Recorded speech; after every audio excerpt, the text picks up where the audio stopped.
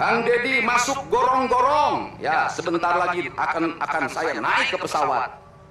Jadi Indonesia ini perlu mental yang kuat kalau ingin melakukan perbaikan. Kenapa? Harus kuat menghadapi kaum nyinyir. Dan biarkan yang nyinyir suruh sakit hati selamanya. Karena Jawa Barat akan terus mengalami peningkatan pembangunannya. Ini baru 3 bulan. 100 hari itu tanggal 30 Mei, 100 hari kepemimpinan saya. Belum 100 hari, sudah banyak orang yang kepanasan. Apalagi 5 tahun.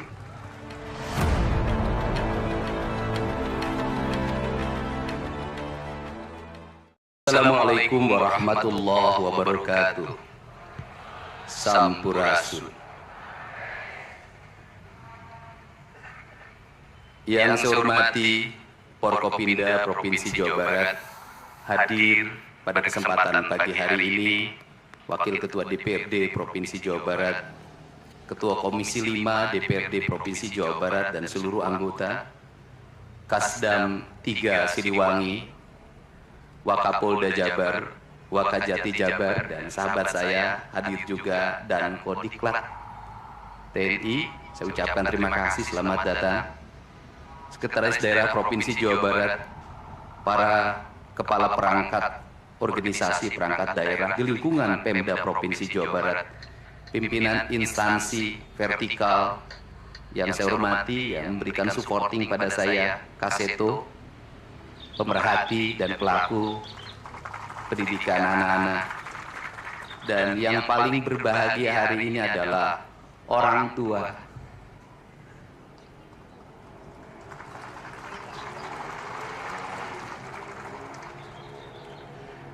Dari 273 anak-anak Jawa Barat yang terjaring di seluruh Provinsi Jawa Barat dengan berbagai latar belakang, dengan berbagai kondisi, dengan berbagai keadaan, hari ini sudah tumbuh menjadi anak-anak yang sehat, memiliki visi dan memiliki harapan. Bahkan menurut saya jauh lebih baik dibanding yang tidak mengikuti pendidikan di Dodik, Lembang, Rindam 3 Siliwangi. Saya ucapkan terima kasih buat komandan, wakil komandan, dan para pelatihnya. Yang pertama, hari ini kita bersama-sama memperingati upacara kebangkitan nasional. Saat masyarakat Indonesia, masyarakat Nusantara disadarkan dari ketertutupan telinganya, dari ketertutupan matanya, dari ketertutupan hatinya, dari kebutaan matanya, dari ketulian telinganya, dari kebisuan lidahnya, dan dari ketutupan hatinya, di mana saat itu kita masuk pada sebuah fase kita ternina bobokkan oleh imperialisme kolonialisme yang menghamparkan lapangan pekerjaan, yang menghamparkan perkebunan, yang menghamparkan areal persawahan, yang menghamparkan areal-areal irigasi, yang menghamparkan areal bendungan. Tetapi mereka mengisi gedung sate ini, mereka mengisi gedung-gedung indah dan mewah di seluruh Nusantara. Tetapi gedung-gedung itu hanya memiliki hak mereka untuk melakukan pengelolaan keuangan, untuk melakukan pengelolaan kekuasaan, di mana seluruh hasil kekayaannya dinikmati oleh mereka dan dikirimkan ke negerinya. Dan kemudian rakyat Indonesia hanya menjadi kuli dengan gaji yang terbatas. Dan beberapa orang Indonesia yang tunduk menjadi kaki tangannya, menikmati sebagian kekuasaannya, bahkan menikmati uang-uang yang seharusnya dibayarkan kepada para pekerja Indonesia yang lapar, yang hitam kelam terbakar, yang disebutnya sebagai rodi. Mereka mengambil hak-hak mereka dan dinikmati oleh mereka yang hari itu berkongsi dengan kolonialisme. Maka kesadaran itu tumbuh, lahirlah gerakan Budi Utomo, lahirlah gerakan Sumpah Pemuda, dan seluruh gerakan itu dimulai dengan sebuah kesadaran dan hilangnya rasa takut pada dirinya bahwa kita adalah pemilik hak dari negeri ini. Hari ini kita disadarkan pada sebuah peristiwa di mana kita sering buta mata kita, kita sering tuli telinga kita, dan kita sering gagu lidah kita. Ketika anak-anak kita berteriak di jalanan, mengusung sangkur, membawa celurit, saling berkejaran, darah menetes di setiap sudut kota, motor-motor dibakar, orang menjerit penuh rasa ketakutan, kita hanya bisa diam. Ketika di sudut-sudut kota, anak-anak kita menenggak ciu. Ketika sudut-sudut kota, anak-anak kita makan eksimer. Ketika di sudut-sudut kota, anak-anak kita makan minuman oplosan. Mereka jatuh tersungkur, matanya merah penuh dengan rasa emosi, pulang ngamuk ke orang tuanya. Kita hanya bisa diam. Ketika anak-anak kita menghabiskan waktu main game online sampai jam 4 pagi, tidak masuk sekolah, di rumah ngamuk, mengancam orang tuanya dengan pisau, menusuk kakeknya dengan sangkur, kita hanya bisa diam. Proses kita hanya dua, pidana dan penjarakan dalam penjaraan. Tetapi kita tidak pernah menyadari bahwa seluruh lorong-lorong kegelisahan mereka, seluruh hiruk pikuk jalanan tak membuat mereka nyaman. Sudut-sudut rumah menjadi neraka bagi kehidupan mereka. Lapang-lapang bola tergusur menjadi industri perumahan, pemukiman, dan pertokoan.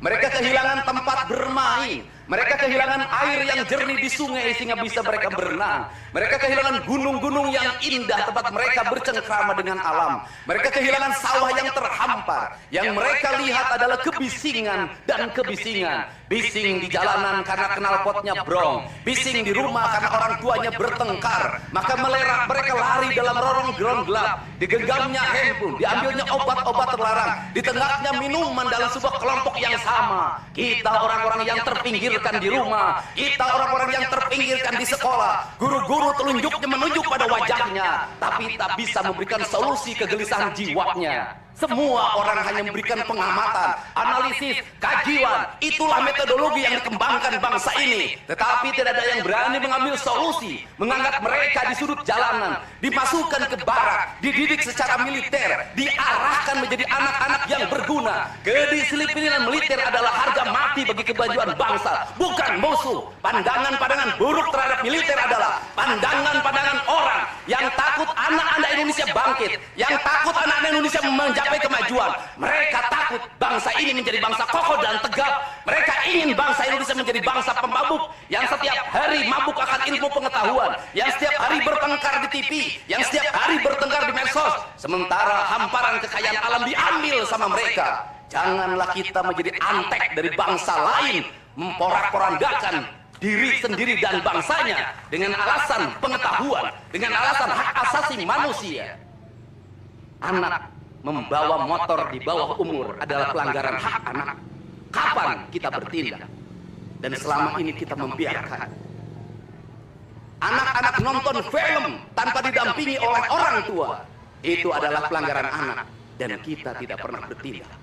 Anak-anak di bawah umur merokok, minum minuman keras, itu adalah pelanggaran hak anak. Semuanya kita berdiam. Anak-anak main game online, nonton tayangan-tayangan dewasa lewat media sosial, kita berdiam. Negeri ini akan hancur manakala semua orang berdiam. Maka orang yang memegang kekuasaan harus menggunakan tangannya untuk merubah seluruh kemunkaran ini menjadi sebuah kebajikan. Kalau kita berkomitmen pada bangsa ini, problem anak-anak kita adalah mengkonsumsi tayangan yang bukan haknya di media sosial. Maka saya meminta peraturan pemerintah yang mengatur tentang itu segera dilaksanakan. Anak-anak di bawah umur tidak boleh mengakses media sosial yang bukan haknya. Seberapa besar pun gagasan yang saya gagas, seberapa kuat pun kekuatan yang saya bangun, saya tidak akan bisa melawan jutaan akun yang merasuki otak kiri dan otak kanan anak-anak kita. Untuk itu, pada saat ini sudah saatnya kita tidak saling menyalahkan. Untuk itu saat ini tidak ada salahnya kita mengambil tindakan berdasarkan perilaku kita masing-masing. Perilaku ekonomi menyebabkan anak-anak kita kehilangan ibunya karena pergi ke luar negeri.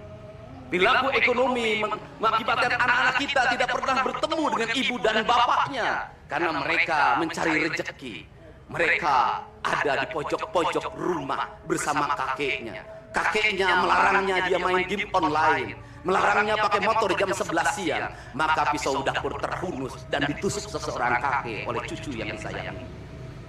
Kerangka pijak seperti ini harus dibangkitkan oleh kita. Semangat militer, bukan militerisasi. Kalau anak-anak dibangunkan jam 4 subuh, di mana letak salahnya dan di mana letak pelanggaran? Kalau anak-anak dibangunkan, kemudian disuruh membereskan tempat tidur, apa salahnya dan apa pelanggaran hak anaknya? Kalau anak-anak disuruh sholat subuh, apa pelanggaran haknya? Kalau anak-anak mengikuti kuliah subuh, apa pelanggaran anaknya? Kalau anak-anak disuruh ngantri kemudian makan pagi, sarapan pagi dengan telur, dengan nasi, dengan pisang dan minum susu, di mana letak salahnya? Kalau anak-anak kemudian disuruh belajar dan saat belajar duduknya bersikap, memandang ke arah gurunya, memandang mata gurunya agar terjadi transformasi energi antara guru dengan muridnya yang hari ini dihilangkan dengan digitalisasi, menghilangkan ruh spiritual konsepsi pendidikan kita, diganti dengan konsep pendidikan digital yang tidak lagi melahirkan hubungan emosional guru dan murid. Akhirnya murid-murid tidak menghormati guru-gurunya karena guru lupa mengekspresikan nilai-nilai spiritual dalam dirinya pada murid dalam ruangan yang hening, diganti dengan papan belajar digital. Di mana letak salahnya? Antri berdoa sebelum makan, di mana letak salahnya? Kalau anak-anaknya sore hari diajarkan bola voli, sepak bola, latihan baris berbaris, di mana letak salahnya? Kalau sore hari anak-anak disuruh masuk ke masjid, mengikuti pengajian, di mana letak salahnya? Kalau setelah itu mereka makan malam, dan makan malam ditandai dengan berdoa, di mana letak salahnya? Kalau mereka jam 9 disuruh masuk barak, disuruh masuk ruang tidur, dan disuruh tidur, di mana letak salahnya? Justru hak-hak anak terdapat di barak pendidikan TNI, dan hak itu tidak mereka dapatkan di rumah-rumah. Di rumah-rumah anak-anak tidak bisa tidur malam. Mereka rata-rata tidurnya jam 4. Jam 1 malam, jam 2 malam. Di rumah mereka tidak mendapat makanan yang bergizi karena serba fast food. Di rumah mereka tidak mendapatkan kasih sayang. Di jalanan mereka balapan. Mereka tidak mendapatkan ruang hidup tanpa gadget dalam setiap hari. Saya katakan, justru lingkungan kita hari ini, rumah, halaman rumah, kadang sekolah, kadang jalanan, bukan lagi tempat yang ramah untuk anak-anak Indonesia. Untuk itu apa kebijakan yang harus kita lakukan? Kebijakan yang harus kita lakukan adalah mindset pembangunan dirubah. Ekonomi bukan segalanya. Itu penting. Tetapi ekonomi tidak boleh membunuh ruang-ruang publik di mana orang mendapat ruang bercengkrama. Desain rumah harus dikembalikan pada desain yang membuat jendela, membuat ruang untuk ibu dan bapaknya berkumpul. Halaman rumah harus tersedia di setiap kampung, jangan dihabiskan untuk bangunan. Karena anak-anak ingin bermain di halaman. Lapangan bola di setiap desa harus ada. Karena apa? Karena mereka terus berinteraksi olahraga. Sungai-sungai harus dijernihkan. Karena anak-anak orang miskin tidak bisa berenang di kolam renang yang berbayar. Mereka harus berenang di sungai-sungai yang jernih. Gunung-gunung harus dihijaukan. Karena anak kita perlu hiking dan traveling dalam setiap waktu. Anak-anak kita perlu berinteraksi dengan semesta. Lampu-lampu kadang sebulan sekali harus dimatikan agar anak kita bisa menatap langit, melihat bulan dan bintang, bahwa dia adalah bagian dari cakrawala yang indah. Negeri ini sudah sesak dengan uang di kepalanya. Yang akhirnya apa? Pendidikan hanya menjadi ucapan dan tingkatan S1, S2, dan S3. Tapi pendidikan lupa ada nilai esensial yang harus dihidupkan dalam relung hati manusia. Pendidikan Indonesia adalah mewujudkan manusia Indonesia seutuhnya. Mewujudkan manusia Indonesia seutuhnya. Dalam falsafah Sunda disebutnya Pancawaluya. Cager, bager, bener, pinter, singer. Itulah falsafah pendidikan asasi. Maka falsafah pendidikan asasi dalam kaidah Sunda disebutnya kalimatnya begini. Kaung mabur sarulukna sama kelitun pandana, Ciamis tinggal pahitna, Ciherang tinggal kiruhna, Resi lengitun ajina pandita ilang komara, Kaduruku hawa nafsuna, Bangkong di kongkorong kujang, Kacai mawacameti. Saya hanya falsafah ini. Apa itu bangkong di kongkorong kujang? Kujang adalah senjata. Bagi orang Sunda adalah sebuah kehormatan diri. Kujang. Tetapi kujang tidak bisa dikongkorongkan pada bangkong. Kalau bangkong dikongkorongkan oleh kujang, bangkong itu anak-anak di bawah umur. Kalau dia dikongkorongkan oleh kujang, kujang itu tak bermakna dan bangkong itu mati, tak mampu membawa kujang. Kacai mawacameti, apa itu artinya? Orang pergi ke air untuk mensucikan diri, maka dia harus membebaskan diri dari berbagai apapun kepentingan. Dia ingin pasrah, dia ingin sumera, hirup ukur sasamperan, awak ukur sasampaya. Sariring dering dumadi sarengkak saparipola la haula wala quwata illa billah. Maka dia tidak boleh membawa hawa nafsu. Ketika kita ingin memasuki abad ritual dan spiritualitas, maka tidak boleh ada kebencian, tidak boleh membawa senjata apapun, tidak boleh, maka kita berserah. Apa yang terjadi hari ini?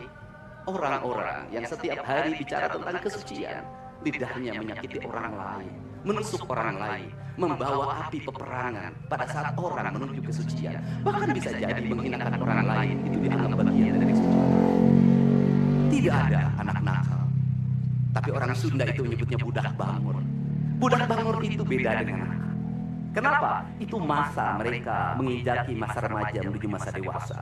Maka di hari kebangkitan nasional ini, pemerintah Provinsi Jawa Barat, sekolah yang hari ini berjalan, ada pendidikan karakter, ada bela negara, saya akan meresmikan menjadi Sekolah Kebangsaan Jawa Barat Istimewa. Sekolah Kebangsaan Jawa Barat Istimewa nanti akan dipusatkan di Dodik, Lembang. Dan kalau ada lembaga pendidikan lainnya, kami juga akan menjadi kerjasama. Mereka yang bersekolah di situ bukan anak-anak yang tawuran, bukan anak-anak yang minum, bukan anak-anak korban dari ML, tetapi juga nanti anak-anak yang memiliki kemampuan akademik yang tinggi, anak-anak yang memiliki kemampuan pikiran yang tinggi. Dan seizin pimpinan DPRD Provinsi Jawa Barat, tahun ini kami akan memberikan beasiswa pada mahasiswa-mahasiswa yang kuliah di jurusan engineering, tetapi mereka harus mengikuti sekolah kebangsaan selama 1 bulan. Agar uang yang diberikan oleh Provinsi Jawa Barat melahirkan nasionalisme-nasionalisme baru yang bisa membawa bangsa ini ke arah kemajuan. Dan saya mengucapkan terima kasih pada kalian semua yang membuat diri saya hari ini setiap hari berpikir. Ingat, doa yang terpancar ada 2. Saya tidak menyebut doa. Rintihan hati, bisikan hati ada 2. Ada yang berharap ini berhasil, dan ada yang berharap ini gagal. Siapa yang berharap ini berhasil?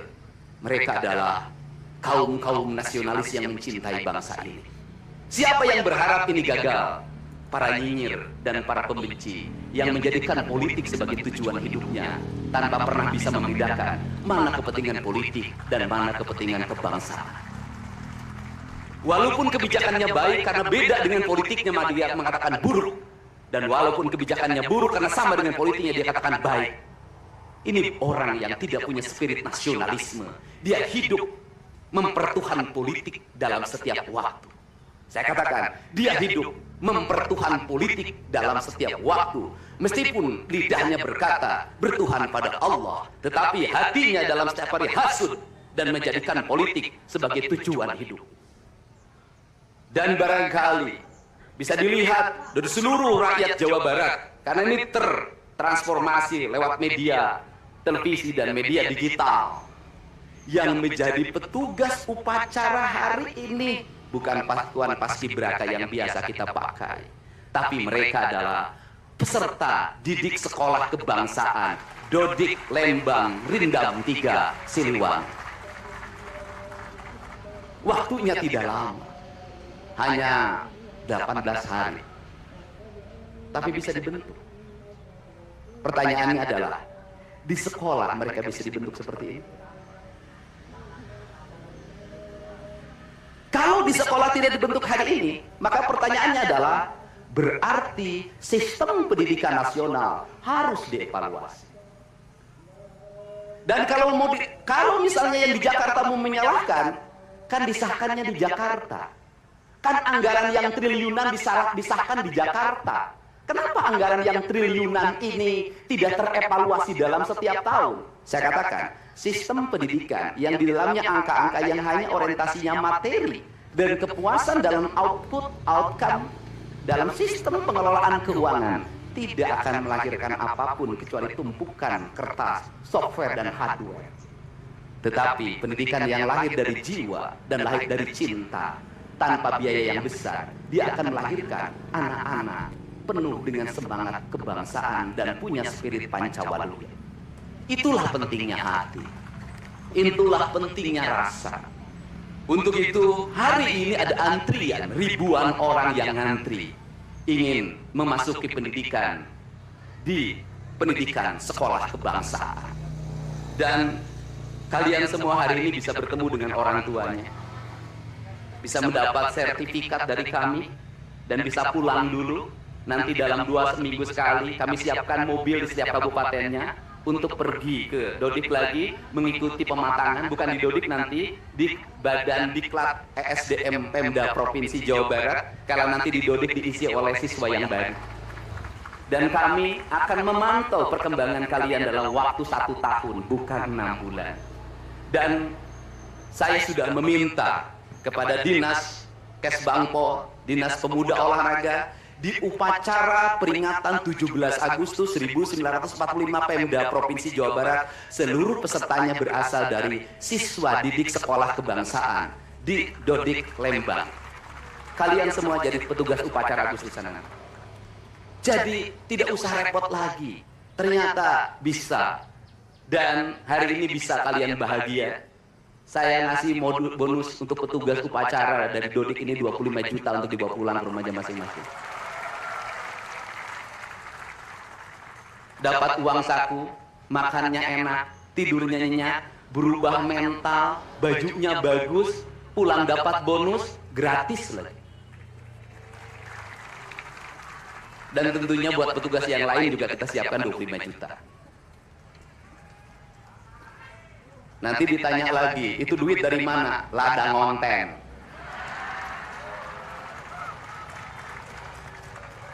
Saya selalu ditanya, Pak Didi duitnya dari mana ngonten? Habis itu dimasalahin lagi, gubernur konten. Lebih baik dari jadi gubernur konten, punya duit diberikan pada rakyat daripada gubernur molor.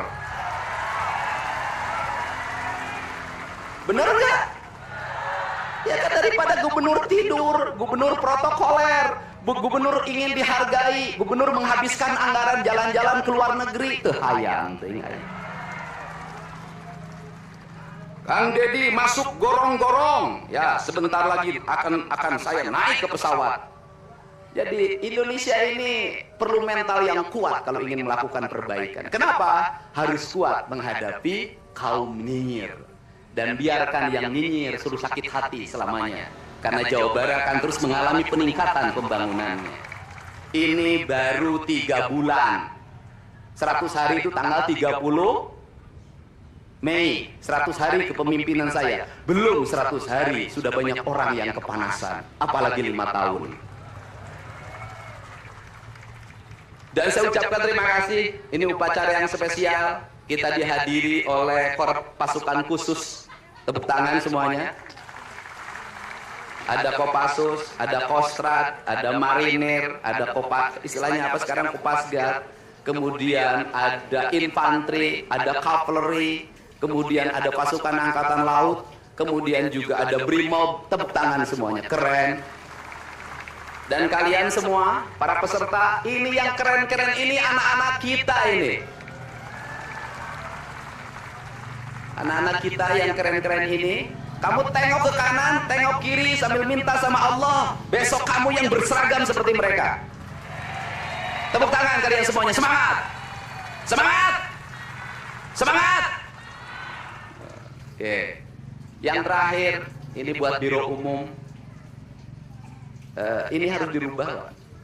Pertama, Ini tiang bendera menghalangi gedung sate. Benderanya nanti harus digeser ke sebelah sana. Dan nanti kalau upacara tidak menghadap ke sana, tapi dari sini menghadap ke sana.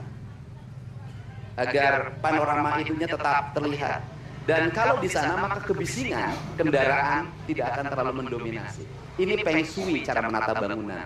Jadi saya dari tadi mandang gedung sate nggak bisa karena terpotong oleh tiang bendera. Dan nanti bagian protokoler itu masang podium nggak lurus ke tiangnya, agak mencong-mencong dikit. Maklum Pemda masih belum pakai rasa, masih pakai DPA.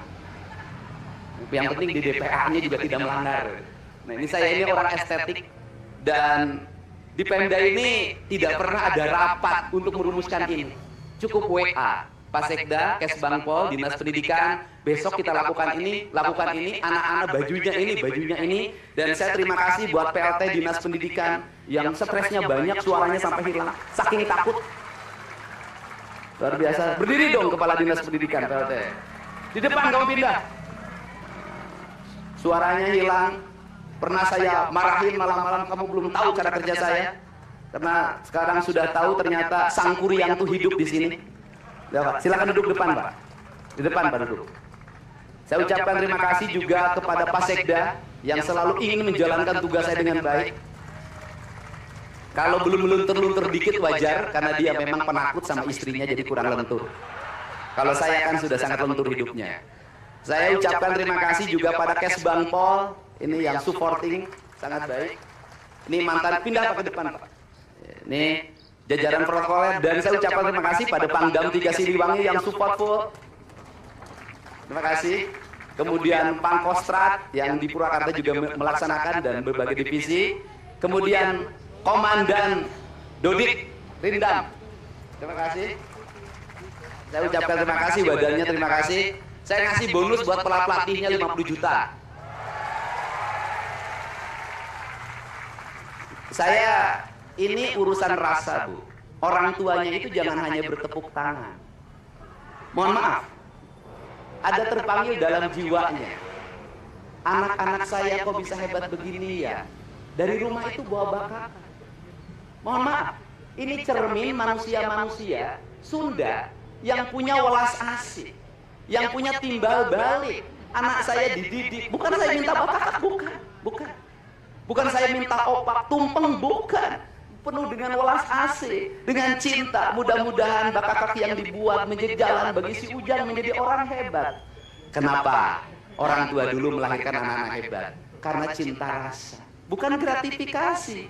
Dia kenaikan kelas tidak bawa uang, dia bawa tumpeng buat gurunya, dia bawa bakak buat gurunya, karena gurunya telah mendidik anak-anaknya dengan baik. Itu cinta, itu rasa, bukan gratifikasi. Kami berbuat baik pada orang tuanya, tapi orang tuanya juga harus punya rasa dan punya cinta demi anak-anaknya. Saya pengalaman ibu saya dulu selalu berpuasa ketika saya punya hajat, punya lagi ujian, lagi kenaikan kelas, menghadapi kesulitan, ibu saya dan bapak saya pasti berpuasa buat saya. Saya minta ibu dan bapak, coba rajinlah berpuasa bagi anak-anaknya. Bisa jadi, mohon maaf, bisa jadi anak-anaknya seperti ini, rasa orang tuanya yang harus diperbaiki. Bukan kesalahan anaknya, tetapi rasa dan cinta orang tuanya juga harus dibenahi. Hidup itu alam, Pak, interaksi. Buktinya sama tentara nurut, sama ibu nggak nurut, sama bapak nggak nurut. Nah ini, makanya untuk itu, dari sekarang, mari bangun cinta negeri ini, karena negeri ini adalah negeri Siliwangi, negeri Sili Asa, negeri Sili Asi, negeri Sili Asu, negeri Sili Tikanya. Bagi mereka yang tidak ngerti Siliwangi, tidak tahu makna Siliwangi, tidak pernah berkontemplasi dengan Siliwangi, jangan coba-coba Anda berbuat tidak baik terhadap tanah Siliwangi. Saya sampaikan itu, kaluhur kesirungan kehandap teu akar. Ini saya ucapkan terima kasih seluruh pasukan. Saya ucapkan terima kasih buat Panglima TNI, Kepala Staf Angkatan Darat, Angkatan Laut dan Angkatan Udara, Pangdam 3 Silo dan seluruh jajaran. Semua terima kasih. Hari ini adalah hari bangkitnya kita. Hari ini adalah hari kemajuannya kita. Dan kita mulai seluruh perubahan ini dari tanah kita, tanah Sunda, tanah Siliwangi. Wallahu muwaffiq ila aqwamit thoriq. Assalamualaikum warahmatullahi wabarakatuh. Sampurasun.